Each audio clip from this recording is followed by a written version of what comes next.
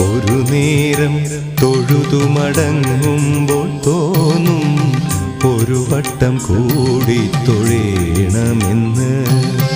ഒരു വട്ടം കൂടി തൊഴുമ്പോഴും തോന്നും ഇതുവരെ തൊഴുതത് പോരെന്ന്. അകതാരിൽ നിറയുമീ അനുപമ നിർവൃതി ഗുരുവായൂരമ്പലത്തിങ്കൽ മാത്രം. ഒരു നേരം തൊഴുതു മടങ്ങുമ്പോൾ തോന്നും ഒരു വട്ടം കൂടി തൊഴേണമെന്ന്.